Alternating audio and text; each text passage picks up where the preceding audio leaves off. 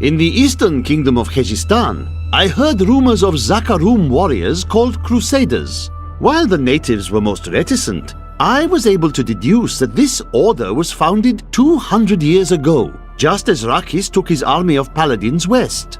But these Crusaders went east on a very different mission.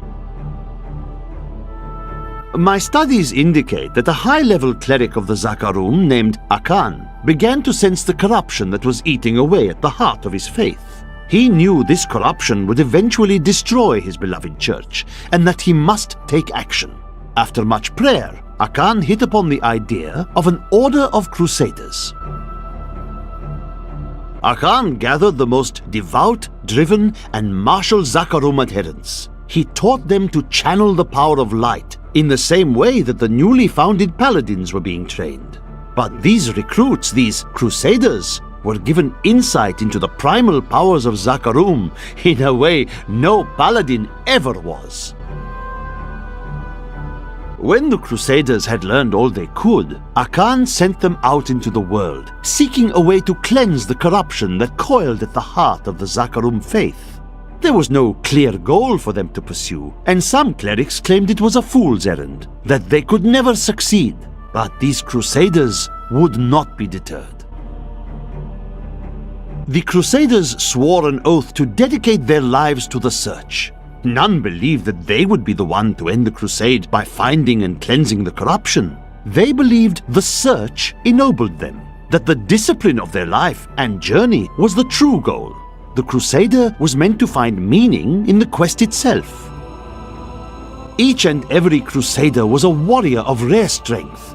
They had mastered the power of light, of weapon and shield, and of self. Each was sworn to live as a Crusader and to die as one. 200 years ago, they took their apprentices and set out into the eastern swamplands. They were never heard from again. Until now. Rumors swirl that the Crusaders have returned and that they mean to go to the west.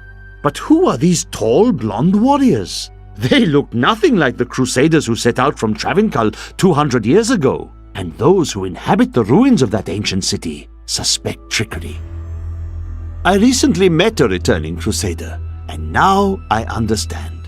Each Crusader took an apprentice. When a Crusader fell, his apprentice would take up his armor, his place in the order, and even his very name.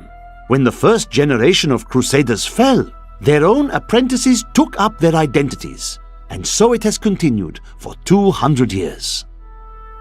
Of the original 427 Crusaders who disappeared into the east, 341 return. Do they still seek the redemption of their faith? How will they react to the destruction of the city that birthed their crusade? Will they continue west to the lands of Westmarch? What does their return portend?